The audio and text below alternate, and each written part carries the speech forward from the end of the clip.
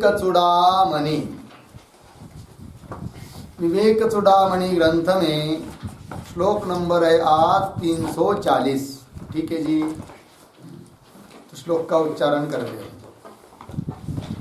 सर्वात्मना बंध विमुक्ति हेतु, सर्वात्मना बंध विमुक्ति हेतु, सर्वात्म भावान्न परोस्ति कश्चित्, सर्वात्म भावान्न परोस्ति कश्चित्, दृश्याग्रहे सत्युपपद्यते सौ, दृश्याग्रहे सत्युपपद्यते सौ, सर्वात्म भावोस्य सदात्मनिष्ठया, सर्वात्म भावोस्य सदात्मनिष्ठया, सर्वात्मना बंध विमुक्ति हेतु, सर्वात्म भावान्न परोस्ति कश्चित्, दृश्याग्रहे सत्युपपद्यते सौ, सर्वात्म भावोस्य सदात्मनिष्ठया। सर्वात्मना बंध विमुक्ति हेतु, सर्वात्म भावात् न परः अस्ति कश्चित्, दृश्याग्रहे सति उपपद्यते असौ, सर्वात्म भावः अस्य सदा आत्मनिष्ठया। ठीक है, अन्वय पहली पंक्ति सरल है। सर्वात्मना बंध विमुक्ति हेतु,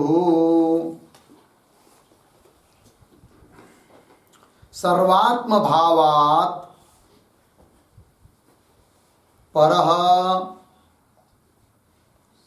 कश्चित् न अस्ति।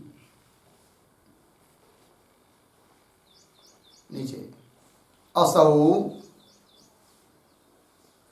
सर्वात्म भावः अस्य सदा आत्मनिष्ठया, दृश्याग्रहे सति उपपद्यते। ठीक है, देखिए भाई, तो ऊपर कहा था, ऊपर के श्लोक में अंतिम के पाद में पूर्णात्मना यह स्थित येष मुक्त, पूर्ण रूप से ब्रह्म रूप से जो स्थित है वही मुक्त होता है। अब इस श्लोक में मुक्त हेतु मोक्ष के लिए कारण कौन है, वो इस बात को बता रहे हैं। और मोक्ष के लिए जो कारण है वो कारण की भी सिद्धि कैसी करे, इस बात को भी कह रहे हैं। ठीक है जी, तो चलिए, तो सर्वात्मना क्या लिखा है, सर्वात्मना, सर्वात्मना बंध विमुक्ति हेतु, सर्वात्मना का अर्थ है सर्वथा,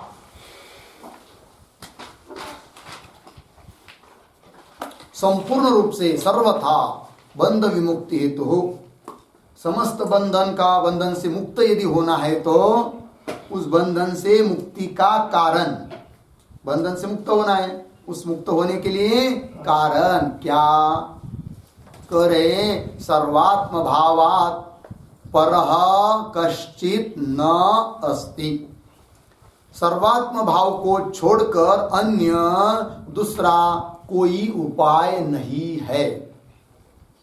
किसके लिए, है कि नहीं, बंधन से मुक्त होना है तो मुक्ति के लिए कारण कौन, सर्वात्म भाव, सर्वात्म भाव होगा तो बंधन से मुक्त होगा। ठीक है ना जी, तो सर्वात्म भावात् परः, परः अन्यः,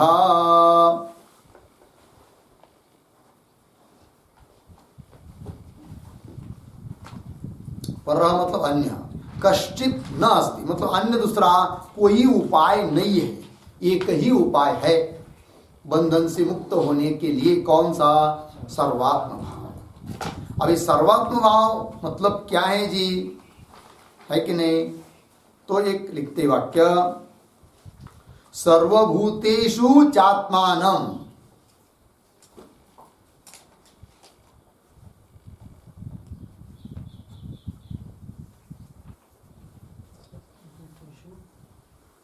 सर्वभूतेषु चात्मानं सर्वभूतानि चात्मनि, सर्वभूतानि चात्मनि पूर्ण विराम। श्लोक है संपश्यन् ब्रह्म परमं याति नान्येन हेतुना। संपश्यन् ब्रह्म परमं याति नान्येन हेतुना पूर्ण विराम।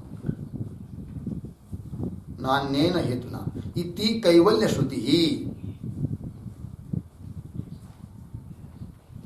ठीक है, देखिए भाई सर्वात्म भाव क्या चीज है, इस श्लोक में बताया है। क्या लिख रहे हैं? सर्वभूतेषु चात्मानं, सभी भूतों में, चर अचर में, सभी प्राणी मात्रों में अपने को देखना है कि नहीं। अंतःकरण की वृत्ति जहां जाती है उस पदार्थ के आकार होती है। वृत्ति के साथ चैतन्य है। जब तक वृत्ति उस पदार्थ तक जाती नहीं है, घटादि के पास जाती नहीं है, तब तक तो घटोपय चैतन्य और वृत्तिपय चैतन्य उपाधि को लेकर ही क्यों न हो, अलग अलग है, ऐसा व्यवहार कर सकते हैं। ठीक है, किंतु जिस उपाधि के कारण चैतन्य में भेद दिखाई दे रहा है, वो उपाधि जब एक जगह आ जाती है, घट है, घट तक अंतःकरण की वृत्ति चली गई, घट के आकार हो गई, तो दोनों वृत्ति अब क्या हो गई जी? एक हो गई, एक जगह आ गई। अब जिन उपाधियों के कारण, घट और वृत्ति उपाधि, जिन उपाधि के कारण चैतन्य में भेद दिखाई दे रहा था, वो उपाधि एक जगह आने के बाद चैतन्य में अब कोई भेद रहा क्या? नहीं। वृत्ति घट तक जाने के पहले घट अध्यस्त था, किसमें? घटोपैत चैतन्य के ऊपर। अधिष्ठान कौन? घटोपैत चैतन्य। अध्यस्त कौन? घट। और इधर वृत्ति भी अध्यस्त है, कहा? वृत्त्युपैत चैतन्य के ऊपर। अधिष्ठान कौन है? वृत्त्युपैत चैतन्य। अब दोनों उपाधि एक हो गई तो घट अभी भी अध्यस्त ही है, किंतु अब घट कहाँ अध्यस्त है? घट अध्यस्त ही, बात तो हमेशा ही है, घट अध्यस्त ही है। किंतु अब वृत्ति और घट दोनों एक जगह आने के बाद, घट के आकार वृत्ति हो जाने के बाद, अब घट अध्यस्त तो पहले भी है, अभी भी है, किंतु अब घट कौन से चैतन्य के ऊपर अध्यस्त है जी? वृत्त्युपहित चैतन्य के ऊपर। क्योंकि वृत्त्युपहित चैतन्य और घटोपहित चैतन्य अलग रहा ही नहीं। वृत्त्युपहित चैतन्य के ऊपर अध्यस्त है कौन? घट। और वृत्त्युपहित चैतन्य कौन है जी? मैं है, मैं हूं। ठीक है ना। और अध्यस्त जो घट, नियम क्या है? अध्यस्त पदार्थ की सत्ता अधिष्ठान से अतिरिक्त नहीं होती है कि नहीं? अर्थात मेरी जो सत्ता है मेरी सत्ता के ऊपर रही अवलंबन है घट की सत्ता, अर्थात मेरे से अलावा और कोई घट नहीं है।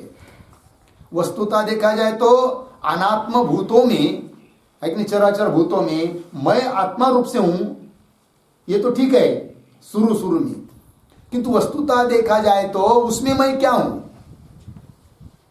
तो शुरू में ठीक है, उसमें मैं हूं, वो मेरे में है, किंतु वस्तुतः देखा जाए तो मेरे को छोड़कर मुझसे अलग और कोई दूसरा कुछ है ही नहीं है। ये चिंतन, इसको कहेंगे सर्वात्म भाव से चिंतन। तो वही यहां पर लिखा है, कैवल्य श्रुति में बताया, सर्वभूतेषु आत्मानं, सर्वभूतों में, सभी प्राणी मात्रों में आत्मन को देखना, और सर्वभूतानि आत्मनि, सभी भूतों को अपने में देखना। संपश्यन, इस प्रकार से अच्छे तरह से देखने वाला, पर ब्रह्म परमम याति, परमम ब्रह्म याति, परम ब्रह्म को प्राप्त हो जाता है। न अन्य न हेतु, न दूसरा कोई उपाय नहीं है। तो इस प्रकार से ब्रह्म रूप हो जाना, परम ब्रह्म को प्राप्त होना, अर्थात सर्वात्म भाव को प्राप्त होना है। और इस प्रकार से सर्वात्म भाव को जो प्राप्त होता है वही मुक्त है। मोक्ष के लिए, बंधन से छूटने के लिए इस उपाय के अलावा और कोई उपाय नहीं है। कौन सा उपाय? सर्वात्म भाव। सर्वात्म भाव कब होगा? परिचिन्न देह को छोड़ेंगे और व्यापक ऐसा जो चैतन्य अपना जो वास्तव स्वरूप है उसको हम अहम रूप से पकड़ेंगे, तब सर्वात्म भाव होगा। वही ज्ञान है, वही विद्या है, वही ब्रह्म विद्या है, इसी को सर्वात्म भाव बोलेंगे। और वही मोक्ष के लिए क्या है जी? कारण है। ठीक है ना जी? चलिए आगे चलिए, क्या लिखा है? हाँ, श्लोक में सर्वात्मना बंध विमुक्ति हेतु हो सर्वात्म भावात् परः कश्चित न अस्ति, और दूसरा कोई उपाय नहीं है। लगा जी? चलिए, सर्प को देखकर जो डर उत्पन्न हो रहा है, उस डर से छूटने के लिए दूसरा और कोई उपाय नहीं है।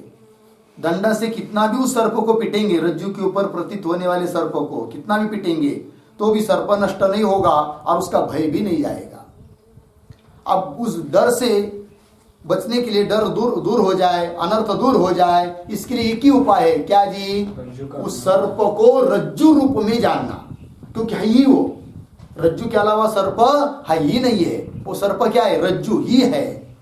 तो सर्वात्म भाव से रज्जु को देखना, अर्थात सर्प के आगे पीछे, पेट में, ऊपर से, नीचे से, जहां कहीं देखेंगे सर्प नहीं है तो रज्जु है।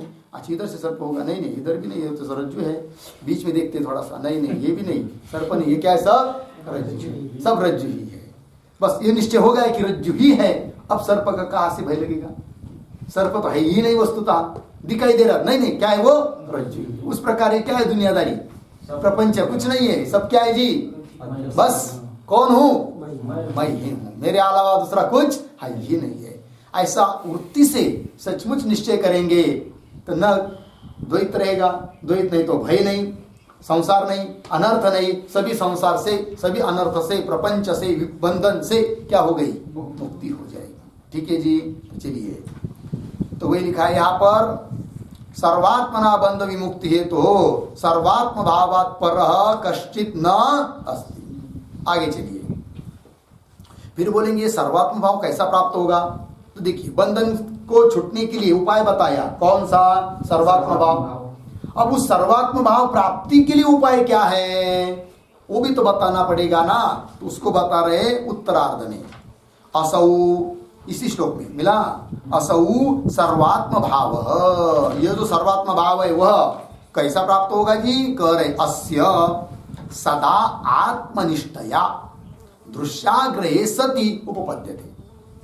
अस्य अस्य सर्वात्म भाव, असौ सर्वात्म भाव अस्य अस्य ज्ञानिनः विवेकिनः मुमुक्षुः वा, मुमुक्षु के लिए, ज्ञानी के लिए कब प्राप्त होगा? तब कह रहे हैं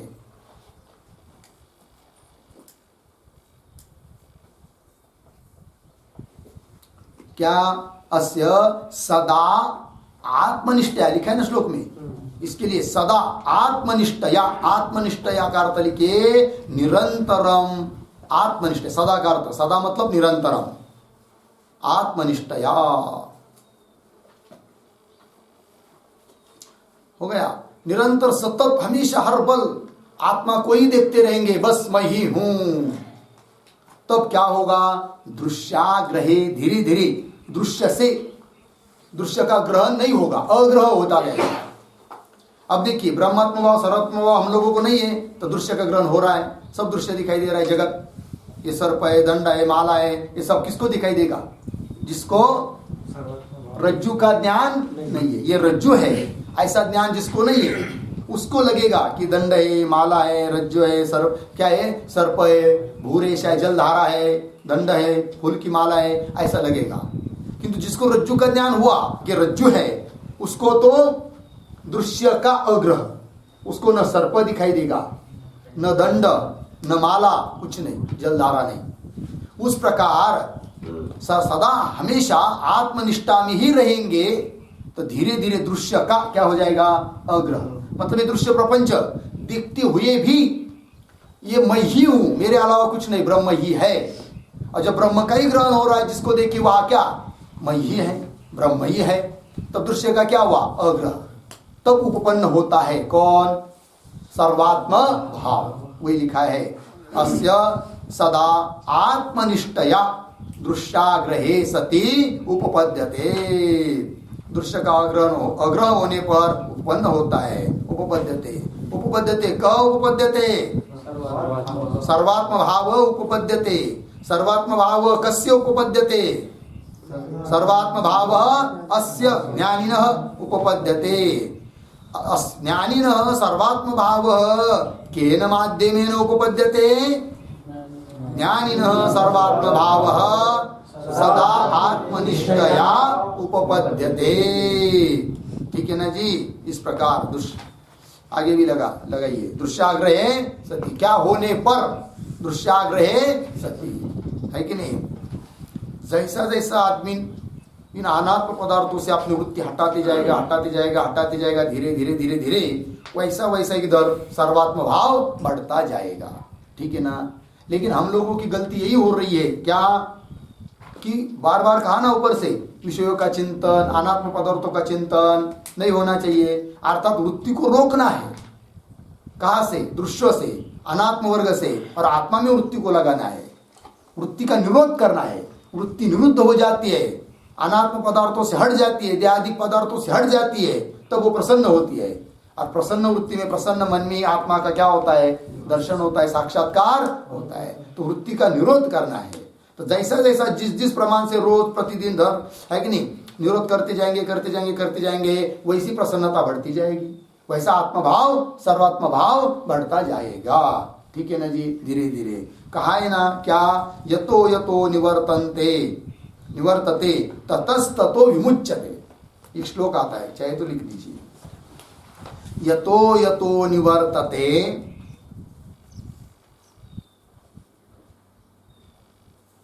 ततस्ततो विमुच्यते। ततस्ततो विमुच्यते पूर्ण विराम। निवर्तनाद्धि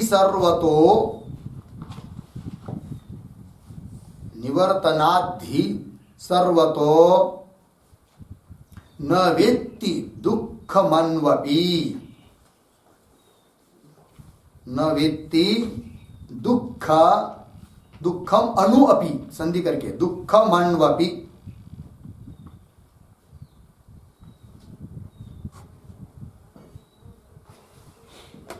ठीक है। देखिए भाई, यतो यतो निवर्तते, जैसी जैसी जिस प्रमाण में वृत्ति हटती जाएगी, ततस्तत वैसा वैसा क्या हो जाएगा, मुक्त होता जाएगा। ठीक है ना जी। निवर्तनात् ही सर्वत निवर्तनात्, सबसे सभी अनात्म वर्ग से, दृश्य से वृत्ति जब हट गई, निरुद्ध हो गई, ब्रह्म में स्थित होने लगी, तब क्या होगा, सर्वत निवर्तनात् ही दुखम अनु अपि न वेत्ति। अनुमात्र स्वल्प थोड़ा भी अब दुख का अनुभव नहीं होगा। लगा जी। चलिए, हो गया ये। आगे चलते हैं, आगे के श्लोक में।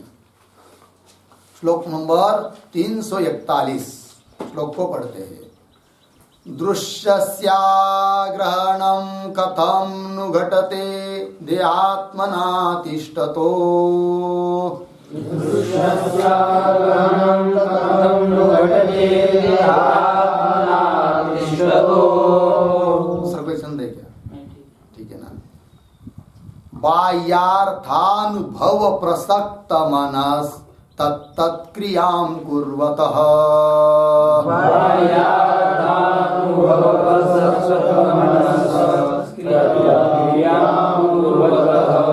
संन्यस्ताखिल धर्म कर्म विषयैर् नित्यात्मनिष्ठा परैः।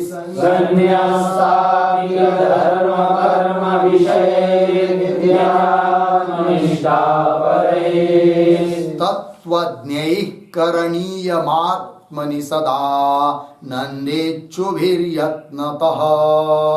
तत्त्वज्ञैः करणीयमात्मनि सदा नन्देच्छुभिर्यत्नतः।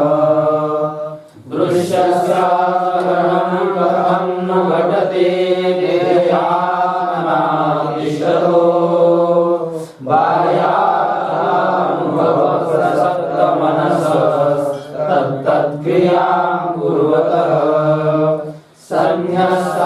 किल धर्म कर्म विषयैर्निध्यात्मनिष्ठा परेश तद्वद्गैकरणीयमात्मनिषदा नन्देषुभिर्यत्नतः। दृश्यस्य अग्रहणं कथं नु घटते देहात्मना तिष्ठतः बाह्यार्थानुभव प्रसक्त मनसः तत्तत्क्रियां कुर्वतः संन्यस्ताखिल धर्म कर्म विषयैः नित्यात्मनिष्ठा परैः तत्वज्ञैः करणीयम् आत्मने सदा आनंदेच्छुभिः यत्नतः। अन्वय देखिए भाई, देहात्मना तिष्ठतः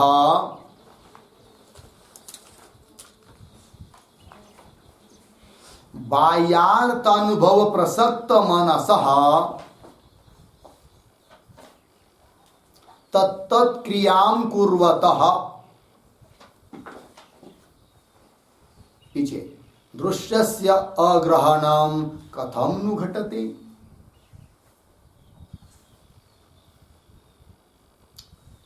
ठीक नीचे संन्यस्ताखिल धर्म कर्म विषयैः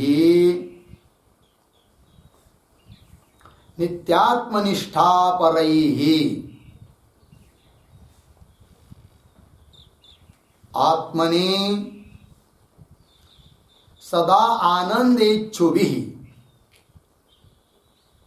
तत्वज्ञैः यत्नतः करणीयम्।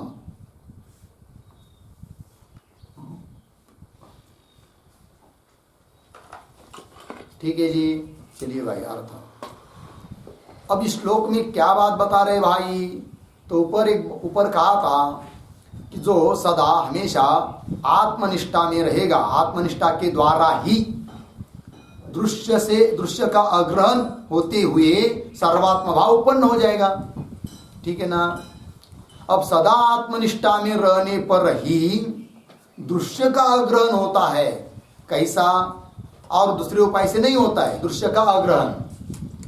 और दृश्य का अग्रहण होना बहुत महत्व का है। दृश्य का ग्रहण होता ही रहेगा कि घट है, पट है, मठ है, तू है, मैं है, भेद बुद्धि से, तो तब तक सर्वात्म भाव होगा ही नहीं।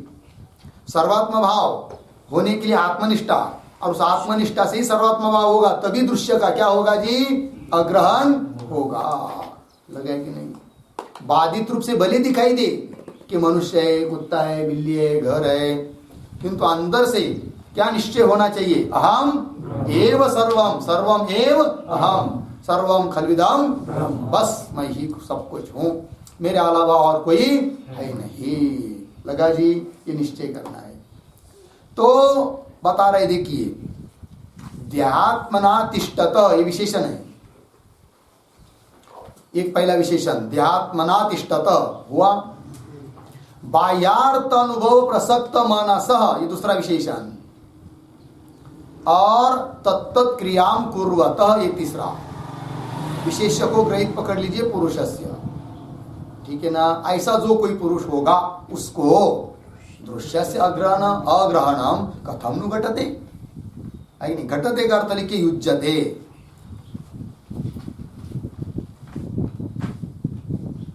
ठीक, देखिए भाई अर्थात क्या हुआ फिर? दृश्य पदार्थों का अग्रहण कैसे घटित होगा, कैसे युक्त होगा, कैसा सुसंपन्न होगा? अर्थात नहीं होगा। किसको? तीन विशेषण से युक्त जो पुरुष है उसको। कौन तीन विशेषण? देहात्मना तिष्ठतः, जो देह रूप से स्थित है, देह कोई अपना स्वरूप मान रहा है, यही मेरा सर्वे सर्वा है, ऐसा जो मान रहा है देह और देह संबंधी पदार्थों को, ऐसा पुरुष, उसके लिए क्या जी? दृश्य का अग्रहण हो नहीं सकता। एक बात और, कैसा वो? बाह्यार्थ अनुभव प्रसक्त मनसः, बाह्य अर्थ का, विषयादिकों का अनुभव लेने में प्रसक्त है, अत्यंत आसक्त है मन जिसका, ऐसा जो पुरुष, उसको भी दृश्य का अग्रहण हो नहीं सकता है। लगा जी? तो बाह्यार्थ अनुभव प्रसक्त मनसः, इस पर लिखते एक वाक्य, विषयानुभवे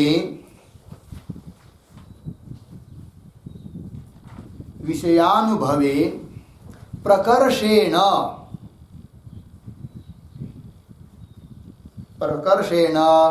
सक्त मनसः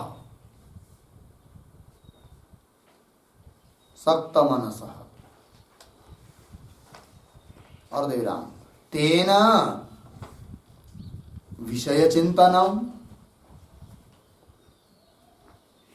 संकल्पः कामः च कथिताः।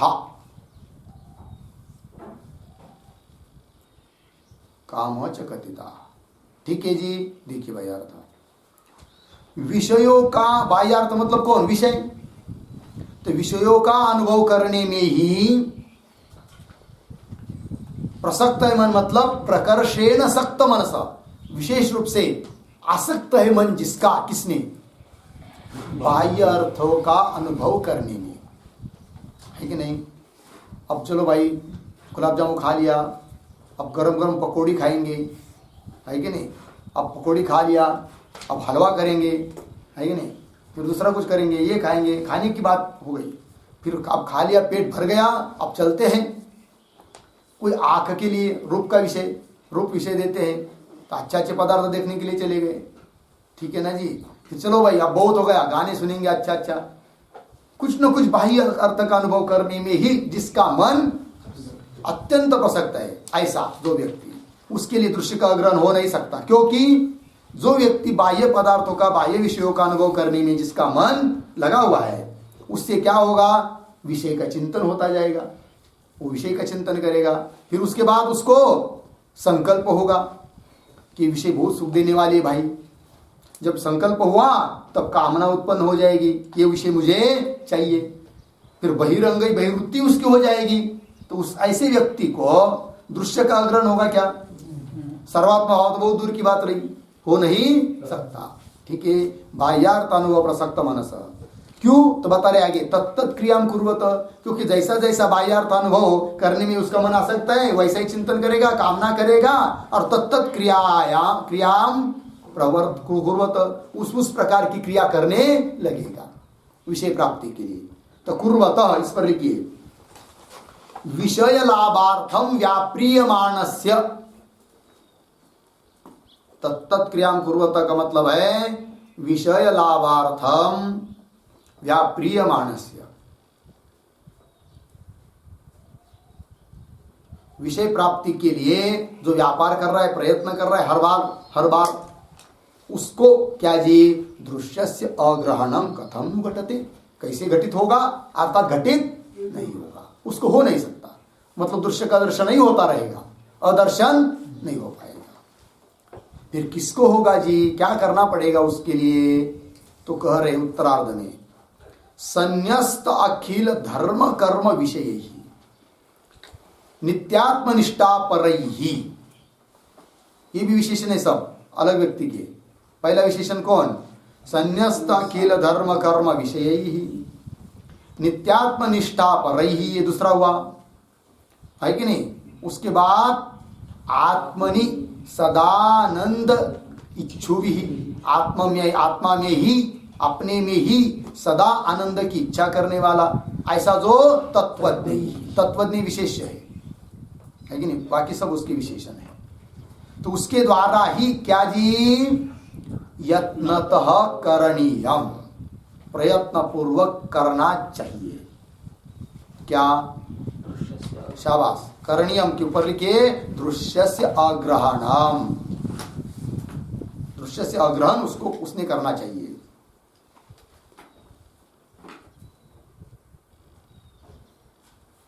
किसने? एक एक बात तो देखिए, समस्त अखिल धर्म कर्म विषय ही मिला ना? इसका अर्थ लिखिए, धर्मश्च कर्माणि च धर्मश्च कर्माणि च विषयाश्च विषयाः च धर्म कर्म विषयाः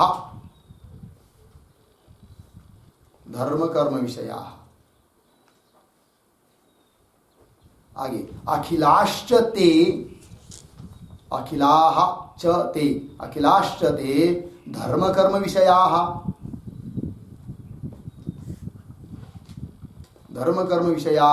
च संन्यस्ता यैः तैः संन्यस्ताः यैः तैः। विग्रह बन गया। क्या हुआ जी? क्या लिखा है मूल में? संन्यस्त अखिल धर्म कर्म विषया, एक ही जोड़ दिया, धर्मश्च कर्माणि च विषयाश्च धर्म कर्म विषयाः। धर्म कर्म और विषय, इनको क्या कहेंगे? धर्म कर्म विषयाः। फिर उसको जोड़ दिया अखिला के साथ, अखिलाश्च ते धर्म कर्म विषयाः, तब क्या बनेगा? अखिल धर्म कर्म विषयाः। फिर उसको जोड़ेंगे संन्यस्त शब्द के साथ, है कि नहीं? अखिल धर्म कर्म विषयाः च संन्यस्ताः यैः तैः, उन लोगों ने, है कि नहीं? अब विग्रह को देखते हुए समझ में आ जाना चाहिए कहाँ पर कौन सा समास है। एक के पेट में एक होते जाते हैं, नहीं कि नहीं? तो यही ही, ये कौन सा समास है? इधर बहुव्रीहि, और शुरू में कौन सा है?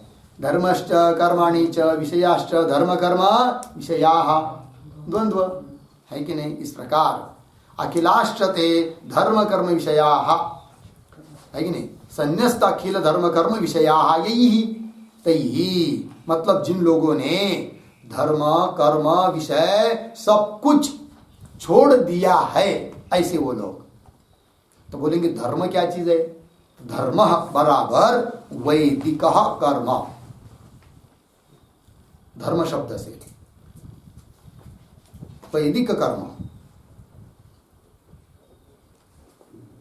तो बोलेंगे फिर कर्म शब्द भी तो आया है ना इसी श्लोक में, वो शब्द में धर्म शब्द तो ले लिया, कौन? वैदिक कर्म। फिर आगे मूल में जो कर्म शब्द है उससे क्या लेंगे? तो कर्म बराबर लौकिक कर्म, लौकिक कर्म। और विषय शब्द आया है तो विषय शब्द से क्या? विषयाः च शब्दादयः।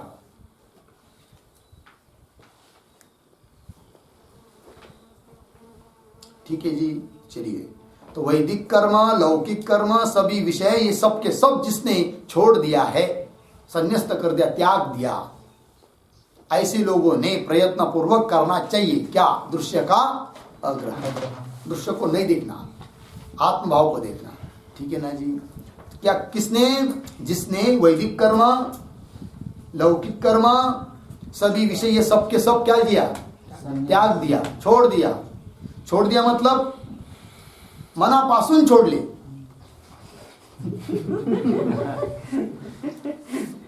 मन से छोड़ दिया, मनापासून सोडले, कळलं की नाही? असं नाही कि ऊपर से छोड़ दिया और मन से चिंतन कर रहा है, ऐसी बात नहीं।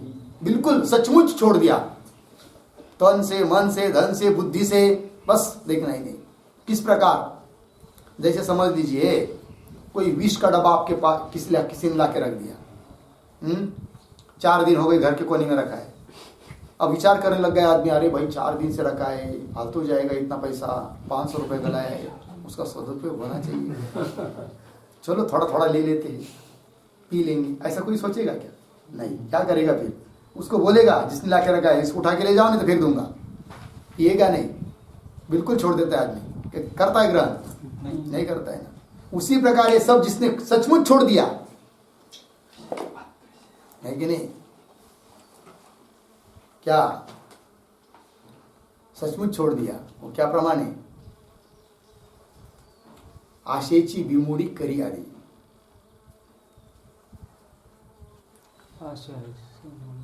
आशा ही समूलम दुःखमो तो है, तुकाराम महाराज के प्रमाण है। हाँ वो भी है, आशा ही समूळ खणून काढावी, तेव्हाची गोसावी व्हावे तेने, आहे की नाही? गोसावी व्हायचं ना बाबा, असं नाही आशा समूल, मूल सहित, मूल के साथ, और वो भी कैसी ऊपर ऊपर से काट दो आशा को, ऐसा नहीं कहा. विळ्याने कापून कापून आशा फेकली असं नाही म्हटलं तुकाराम महाराजांनी. क्या आशा है समूल, मूल सहित खनून खनून, खोदून खोदून निकालना पड़ेगी. समझ में आया कि जैसे एक खेत में घास होता है एक प्रकार का हरल, जिसको बोलते हैं क्या, दुर्वा, क्या है वो, हाँ हरल वाली. तो वो तो जो बाकी को उसको छोड़कर दूसरा गवत होता है ना, थोड़ा बहुत ऐसा कर दिया तो निकल जाता है बेचारा. किंतु ये जो होते हैं ना हरल, दुर्वा जिसको बोलते हैं हम लोग, वो बहुत मजबूत होता है. ट्रैक्टर की कितनी बार हल चलाएंगे तो भी निकलता नहीं है. फिर धूप के दिन में 2-3 बार हल चलाएंगे उसको, फिर वो काड़ी काड़ी उसका उठा उठा कर सब फेंक देंगे, तब जाकर 2-4 साल के बाद तो समाप्त होता है कि नहीं. उस प्रकार क्या कहा यहाँ पर, खनोनी काढावी तेव्हाची गोसाई. अरे यदि नहीं छूट रही ना आशा, नाही तरी सुखी असावे संसारी, फजिती दूसरी करू नहीं. कितना अच्छा बताया है. नहीं छूट रही ना भाई आशा,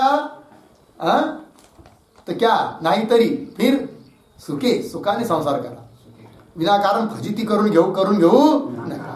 इधर आशा भी नहीं छूट रही है और इधर छोड़ने का प्रयास है कि नहीं. छोड़ना है तो छोड़ो, लेकिन प्रयास करो उसके लिए. ठीक है ना जी, चले जी, हो गया. समझ में आया ना क्या लिखा है यहाँ पर.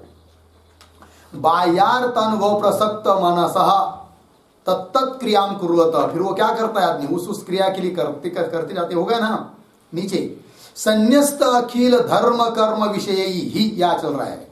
हो गया. आगे क्या, दूसरा विशेषण, नित्यात्म निष्ठा पर ही. लिखा है कि नहीं, लिखिए इसके ऊपर, नित्या या आत्मनिष्ठा,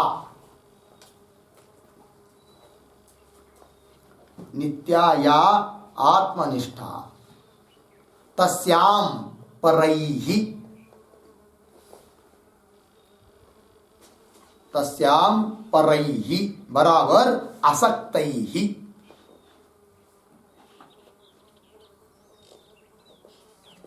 एक विग्रह हो गया, पूर्ण विराम दीजिए. दूसरा बताता हूं, नित्या या आत्मनिष्ठा,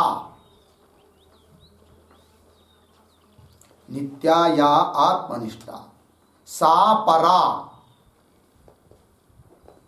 सा परा बराबर प्रधान भूता, येषाम, येषाम तैहि, तैहि इति विग्रहेण वा तदासक्तैहि. ठीक है, देखिए भाई अर्थ, 2 विग्रह किया है. नित्या या आत्मनिष्ठा, नित्य ऐसी जो आत्मनिष्ठा है कि नहीं, नित्य और आत्मनिष्ठा, नित्यात्मनिष्ठा. हर समास कौन सा, कर्मधार है. अभ्यास करना इसका रोज रोज, हाँ है कि नहीं, रोज आप लोग करते जाइए. नित्या या आत्म, नित्य ऐसी जो आत्मनिष्ठा, तस्याम उसमें, परई, परई का अर्थ कर दिया क्या, आसक्त ही, तो बन गया फिर सामासिक शब्द क्या, नित्यात्मनिष्ठा परई. नित्य आत्मनिष्ठा में ही है आसक्त जो, उसके द्वारा, एक अर्थ हो गया. दूसरा, नित्याया आत्मनिष्ठा, नित्य ऐसी जो आत्मनिष्ठा, सा परा प्रधान भूता ये शाम, वो है प्रधान भूता जिन लोगों को, तैहि नित्यात्मनिष्ठा परैहि इति विग्रहेण वा. हो गया. तदा सकते, तो कहने का भाव उतना ही है, नित्य आत्मनिष्ठा में ही जो लगा हुआ है ऐसा जो. लेकिन भाई क्यों नित्य आत्मनिष्ठा में लगेगा, बार बार बार बार आत्मा का चिंतन करता रहेगा, क्यों, इसलिए कि उसको क्या चाहिए, सदा आनंद चाहिए ना, तब करो आत्मनिष्ठा, उसके बिना पर्याय नहीं है. हाँ आनंद यदि नहीं चाहिए तुमको, दुख चाहिए, तो कोई बात नहीं, नाही तरी सुखे असावे संसारी, फजिती दूसरी नहीं. समझ में आया कि नहीं. वही नित्यात्मनिष्ठा पर रही, यदि सदा आनंद चाहिए तो आत्मनिष्ठा करना पड़ेगी, सब छोड़ना पड़ेगा. ठीक है ना, तो वही लिखा है. और नहीं चाहिए आनंद, नहीं चाहिए दुख चाहिए, तो संसार करते जाओ, कोई दिक्कत नहीं है. चलिए आगे. नित्यात्मनिष्ठा पर रही सदा आनंद इच्छु भी, लिखा है कि नहीं? सदा आनंद आत्ममी आत्मनि आत्मा में अपने में ही सदा आनंद की इच्छा करने वाला जो पुरुष, उसके द्वारा ऐसा कौन? तत्वज्ञ, तत्व को जानने वाला। तत्वज्ञ ही क्या जी? यत्नतः करणीयम, अत्यंत प्रयत्न पूर्वक करना चाहिए। क्या? दृश्यस्य अग्रहणम, दृश्य का अग्रहण। दृश्य को देखना छोड़ दो, है कि नहीं? इसका मतलब आग बंद कर दो, आग के ऊपर पट्टी लगा लो, ये बात नहीं है। सब कुछ देखते हुए भी क्या देखना है? क्या देखना है? बस स्वयं को देखना है, मैं ही हूं, स्वयं में स्थित होना है। ठीक है ना जी? अपने में स्थिर होना, अपने साथ रहना है। आदमी क्या करता है जीवन जीते जी? अपने में रहता नहीं है, अपने साथ नहीं रहता है, दूसरे के साथ रहने का प्रयास करता है। और जो भी दूसरे का अवलंबन करेगा ना, आश्रय करेगा, बस उसको क्या जी? लिखते जाइए, दुख दुख दुख दुख दुख दुख दुख ही दुख। ठीक है ना? जगत में ऐसा कोई व्यक्ति नहीं है कि जिसमें अपना स्वयं का सहारा लेना छोड़ दिया, स्वयं स्थित रहने का छोड़ दिया और जगत का सहारा ले लिया और सुखी हो गया। ऐसा आज तक एक ही उदाहरण हुआ नहीं है, नहीं होगा नहीं। समझ में आएगी नहीं? हाँ, लग रहा है, व्यवहार में लगता है किसी किसी को।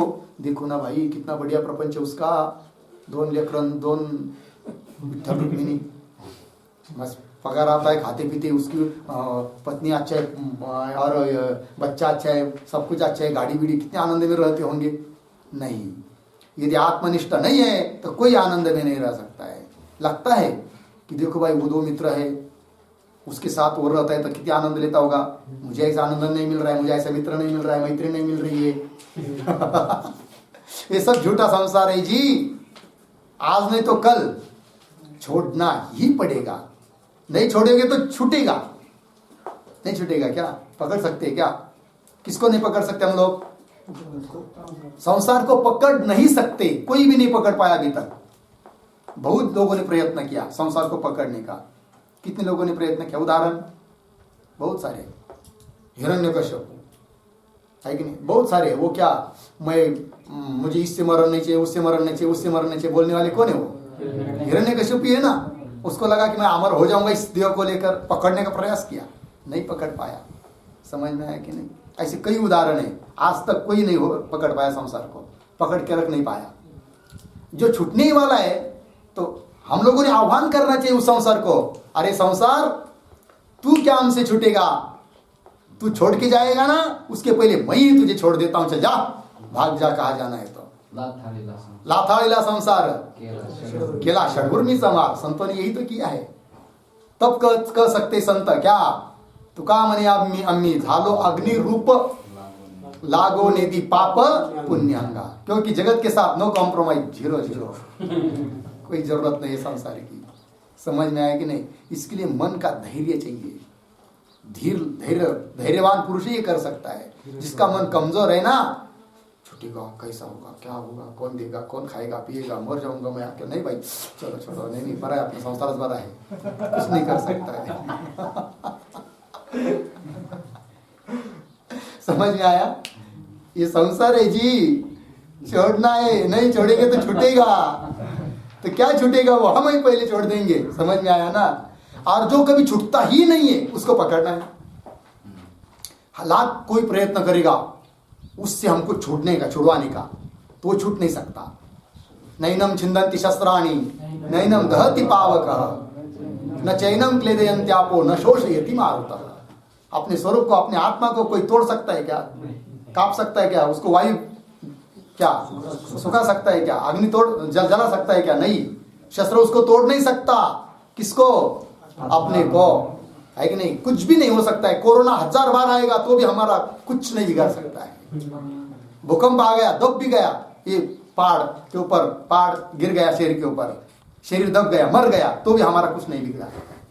चमड़ा जाने बस, मर गया तो शरीर हम थोड़ी लग गए जी। चलो भाई, इसके लिए तो बता, इसलिए कहा है करणीयम।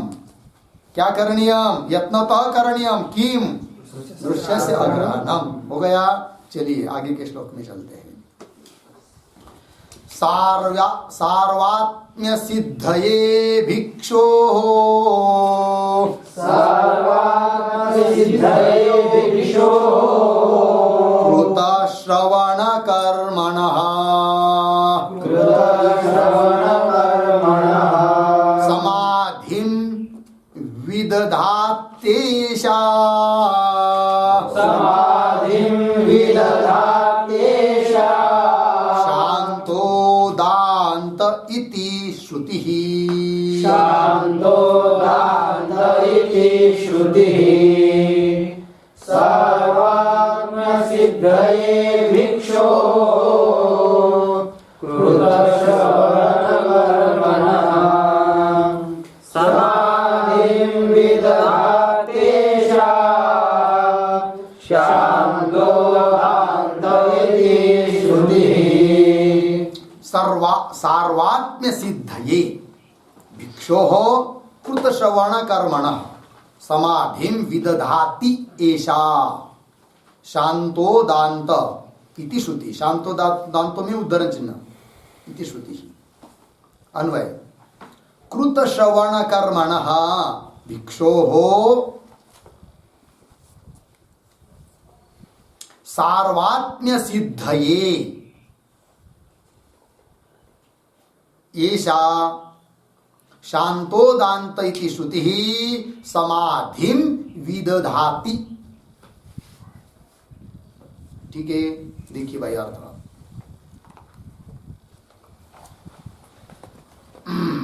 सार्वात्म्य सिद्धि के लिए कारण क्या बताया था ऊपर?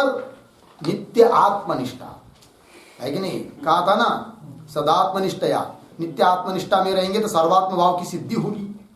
इस बात को श्रुति देकर प्रमाणित कर रहे हैं इस श्लोक में। तो देखिए कृत श्रवण कर्मणः भिक्षोः, भिक्षोः का विशेषण है कृत श्रवण कर्मणः, है कि नहीं? मतलब क्या? लिखिए उसका अर्थ। ब्रह्मनिष्ठ गुरुमुखात्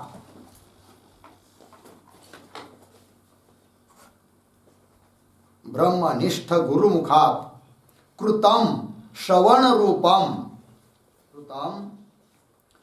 रूपम बराबर वेदांत वाक्य तदर्थ श्रवण रूपम कर्म, तदर्थ श्रवण रूपम कर्म येन सह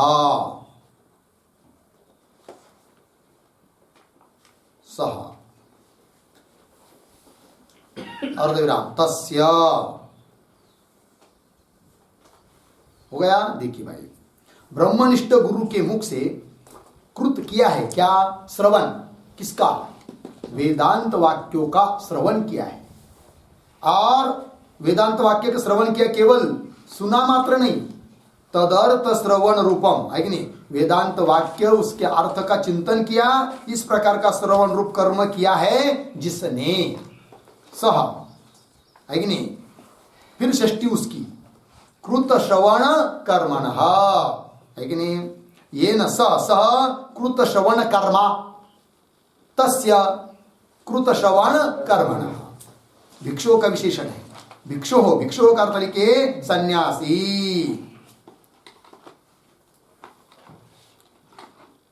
कैसा? लेकिन कृत श्रवण कर्मा, जिसने श्रवण वेदांत का श्रवण किया, ऐसा। तो चलिए कृत श्रवण कर्मणः भिक्षु हो, उस भिक्षु के लिए क्या जी? सर्वात्म भाव चाहिए ना भाई तुमको, तो उसके लिए श्रुति बताती है सर्वात्म सिद्धये विदधाति, समाधिं विदधाति, समाधि का विधान करती है कौन? श्रुति। ठीक है, सार्वात्म्य सिद्धये इसका अर्थ लिखिए कैवल्य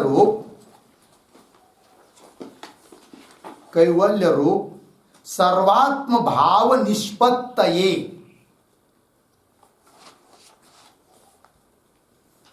कैवल्य रूप सर्वात्म भाव निष्पत्तये, कैवल्य स्वरूप जो सर्वात्म भाव है उसकी निष्पत्ति के लिए श्रुति विधान कर रही, उसके लिए, उस भिक्षु के लिए। कौन श्रुति है वो? शांत दांत इति श्रुति ही, ये श्रुति है। ये श्रुति क्या बता रही है? समाधिम विदधाति। विदधाति का अर्थ लिखिए कर्तव्यत्वेन बोधयति।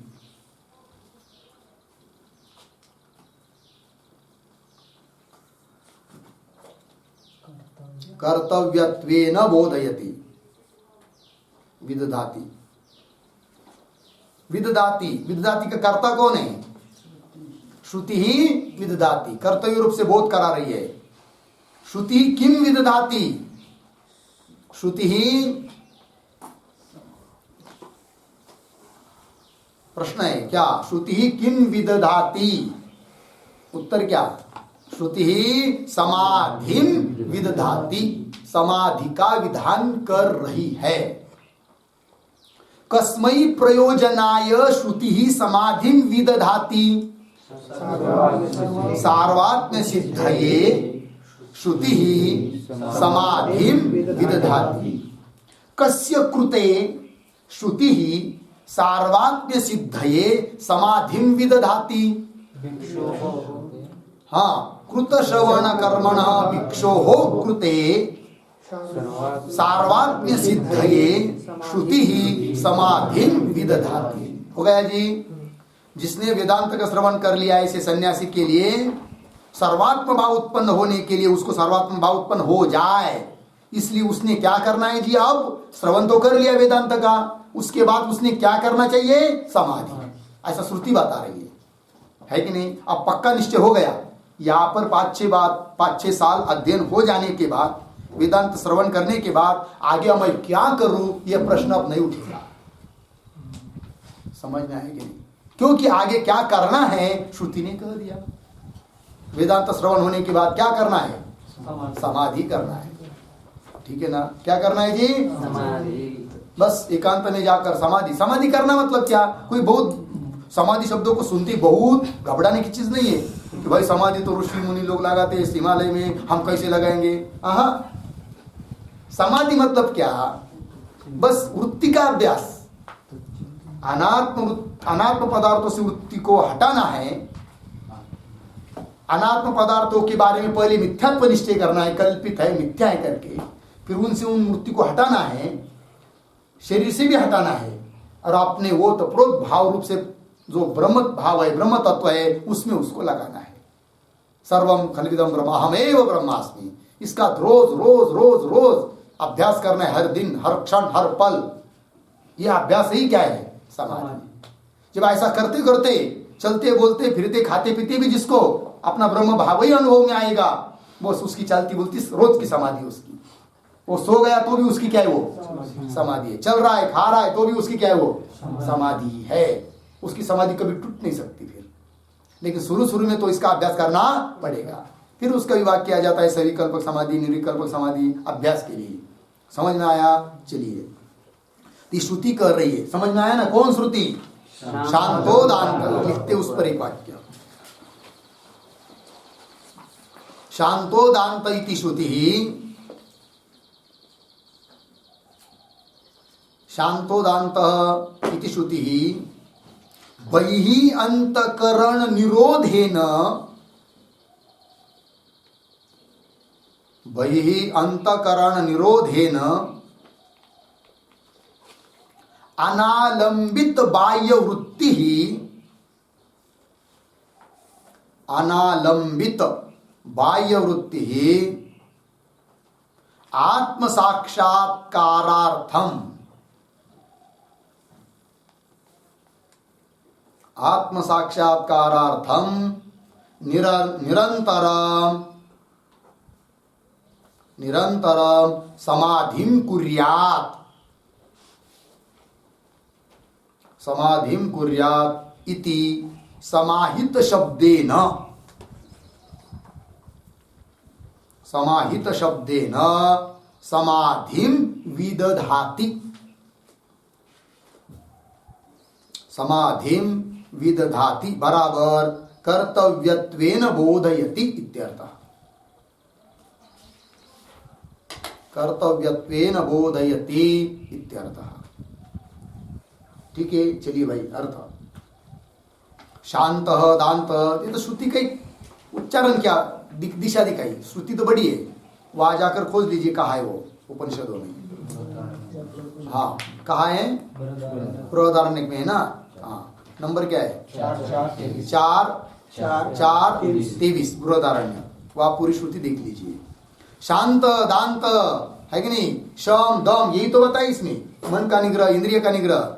इति श्रुति बहिः अंतकरण निरोधेन, बाहर की ओर से अंतकरण का निरोध करके फिर अनालंबित बाह्य वृत्ति, बाह्य का आलंबन न लेने वाली वृत्ति, अनालंबित बाह्य वृत्ति, आत्म साक्षात्कार के लिए, आत्म साक्षात्कारार्थम निरंतरम, हमेशा समाधि कुर्या, समाधि ही करनी चाहिए। इति इस प्रकार समाहित शब्द के द्वारा कर रही है। कौन? श्रुति।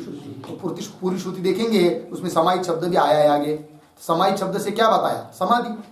समाहित शब्देन समाधिं विदधाति, विदधाति कर्तव्यत्वेन बोधयति, कि करो करके। ठीक है जी, चलिए भाई। इति श्रुति ही हो गया ना श्लोक पूरा, इसको याद कीजिए। बस आगे का विचार हम लोग कल करेंगे। ओम पूर्णमदः पूर्णमिदं पूर्णात् पूर्णमुदच्यते पूर्णस्य पूर्णमादाय पूर्णमेवावशिष्यते। ओम शांति शांति शांति।